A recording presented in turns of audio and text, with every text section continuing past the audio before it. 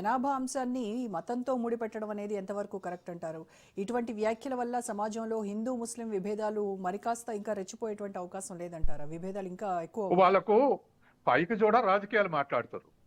లోపల hiding fact ఏమిటంటే మీరన్న విభజన రావాలని, ఆ పేరు మీద ఆర్గనైజ్ కావాలని, ఆ పేరు మీద ఆర్గనైజ్ అయితే ఎవరో వాళ్ళకు ఉంటుందని, ఇంకొక ఆలోచన ప్రజలకు ఇంకొక ఆలోచన రాకుండా ఇవాళ మనం చూస్తున్నాం కదా. బంగ్లాదేశ్లో 91% ముస్లిం ఉన్నారు, ఏం బాగుపడ్డరు? పాకిస్తాన్లో 98% ముస్లిం ఉన్నారు, ఏం బాగుపడ్డరు? ఇవాళ ఇంకా చాలా ఇస్లాం దేశాల్లో ముస్లిం ఉన్నారు. అసలు ఇస్లాం కంట్రీస్ అని ప్రకటించిన దేశాలు దరిదాపు ఒక 50 వరకు ఉన్నాయి. ఆ కంట్రీస్ లో ఏం స్టాండర్డ్ ఆఫ్ లివింగ్ ఉంది, లేకపోతే ఏమి ఎకనామిక్ డెవలప్మెంట్ ఉంది, ఏం టెక్నాలజీ ఉంది? అసలు టెక్నాలజీ ఉందా? ఇప్పటికి కూడా ఇంత ధనిక దేశాలైనా మల్టీనేషనల్ కంపెనీస్ రాయల్టీ ఇచ్చి పెట్రోలియం శుద్ధి చేసుకుంటారు. ఇవాళ వెనుజులా ఎందుకు అంత వీక్ ఉంది? శుద్ధి చేసుకున్న టెక్నాలజీలో లేటెస్ట్ టెక్నాలజీ ఆప్ట్ చేయక వెనకబడిపోయింది.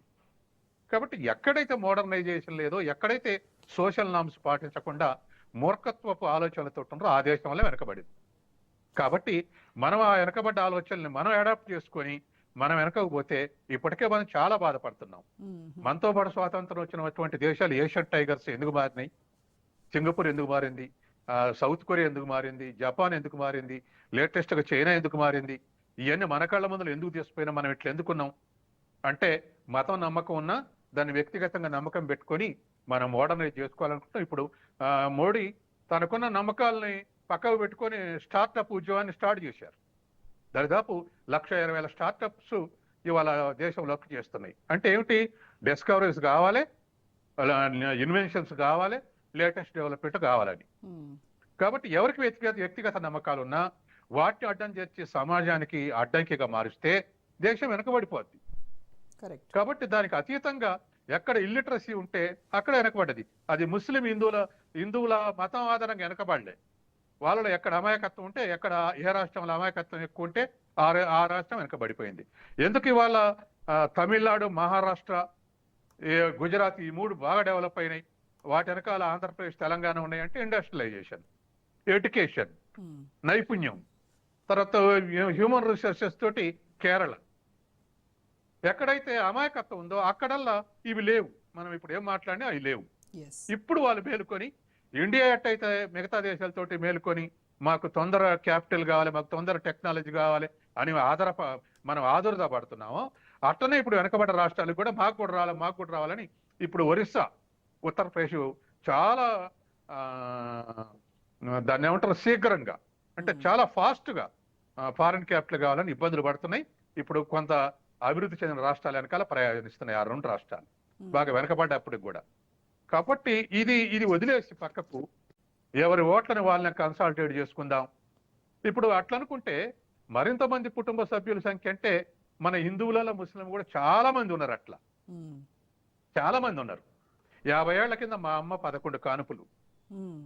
మా విలేజ్ లో నాకు తెలిసినటువంటి స్నేహితుని తల్లి 19 మంది, వైశ్య ఫ్యామిలీ 19 మంది. ఎస్, నా ఫ్రెండ్ యొక్క మదర్ మా విలేజ్ లోనే.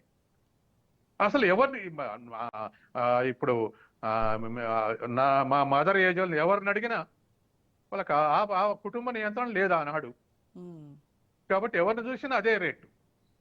ఇవాళ TFR తగ్గింది, ఫెర్టిలిటీ రేట్ తగ్గింది, పాపులేషన్ గ్రోత్ తగ్గింది. వాటిని చూసి సంతోషపడకపోగా ఈ కృత్రిమైనటువంటి వైరుధ్యం పెంచుకొని వీళ్ళు ఓటింగ్ ని కన్సాలిడేట్ చేసుకోవడానికి ఇటువంటి రెచ్చగొట్టులు కొడుతున్నారు. ఎవరు అక్కడ భారతదేశంలో అసలు నిజంగా జనాభా పెరుగుదల అవసరం ఉందంటారా? అసలు చెప్పినట్టుగా యంగ్ ఇండియా ఇప్పుడు జనాభా పెరగాలి అని ఒక 100 ఏళ్ల నుంచి ఎవరో ఒక ఆయన మాల్తస్ అని ఒక ఎకనామిస్ట్ ఒక సిద్ధాంతం తయారు చేశాడు. ఏమిటంటే పర్ క్యాపిటల్ ఇన్కమ్ బేసిక్ సంఖ్యలో పెరుగుద్ది, తర్వాత జనాభా అర్థమెటిక్ సంఖ్యలో పెరుగుద్ది, 100 ఏళ్లలో అది రెట్టింపు అయితే అని చెప్పాడు. అంటే 1, 2, 3, 4, 5, 6 అని జనాభా పెరిగితే 1, 2, 4 జనాభా పర్ క్యాపిటల్ ఇన్కమ్ 1, 2, 3, 4, 7, 9 అని పెరిగితే జనాభా 1, 2, 4, 8, 16, 32 ఆ రేట్ల పెరుగుద్ది 50 ఏళ్ల తర్వాత అని చెప్పిండు. దాన్ని దృష్టిలో పెట్టుకొని జనాభా తగ్గటానికి అన్ని దేశాలు ప్రయత్నం చేసినాయి. ఏషియన్ కంట్రీస్ లో అందరు ప్రయత్నం చేశారు, మిగతా వాళ్ళు కొంత ఇప్పుడు సింగిల్ పార్టీ సిస్టమ్ కాబట్టి చైనాలో 1 or none అని పిలిపించారు. ఉమ్, అసలే వద్దు లేదా ఒక్కళ్ళు మించితే మా రాజ్యం బాధ్యత కదా డిక్లేర్ చేస్తే అక్కడ జనాభా తగ్గింది. ఇప్పుడు యూత్ పాపులేషన్ లేక వాళ్ళు ఇబ్బంది పడుతున్నారు. ఉమ్, మనం ప్రయత్నం చేసిన మన దగ్గర జనాభా తగ్గుదల తక్కువ ఉంది. అయినా ఇప్పుడు మనం బెనిఫిట్ అయినట్టు అనుకుంటాం. ఎందుకంటే 25-64 ఏళ్ల మధ్య ఉన్నటువంటి వాళ్ళు 64% మంది ఉన్నారు. ఉమ్. కాబట్టి మన యూత్ పాపులేషన్ మనకి ఎక్కువ ఉంది ఇప్పుడు చైనా కానీ మనం సంతోషపడుతున్నాం.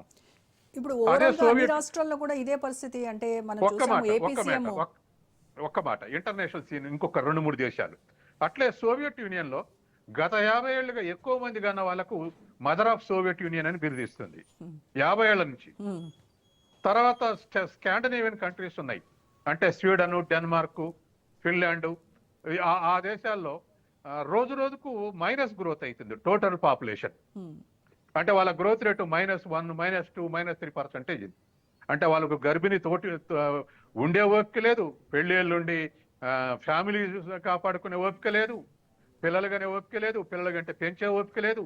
కాబట్టి ఆ దేశాల్లో మైనస్ గ్రోత్ రేట్ అవుతుంది. దాదాపు పిల్లలు కనపోతే మేము అవకాశం అనే దశలో ఉంది వాళ్ళ ఆ స్కాండినేవియన్ కంట్రీస్.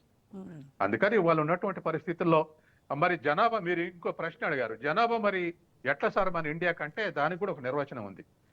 ఆప్టిమం యూటిలైజేషన్ అంటే మనకున్న వనరులను ఉపయోగించుకొని మన ఎంప్లాయ్మెంట్, మన ఉపాధి కల్పించుకునే స్థాయి వరకు మనం జనాభా పెరుగుదల అడ్డంకి కాదు. దాన్ని దాటేసి పెరిగితే వనరులు ఉపయోగించుకున్న తర్వాత కూడా జనాభా పెరిగితే అప్పుడు జనాభా మైనస్ అవుతుంది ఆర్థిక ప్రగతికి. కాబట్టి ఆ మేరకు జనాభా గ్రోత్ రేట్ నష్టం కాదు, అది దాటితే నష్టం అని చెప్పేసి గతంలో నిర్వచనాలు ఉన్నాయి. కాబట్టి మన వనరులన్నీ తీసి ఉపయోగించుకున్న తర్వాత కూడా జనాభా పెరిగితే నష్టం లేదు. ఆ వనరులు వెలుగు తీయటం ఉపయోగించుకుంటున్నాం అవసరం అనుకున్నప్పుడు అవసరం అనేటువంటి స్థితికి వాళ్ళు వచ్చింది.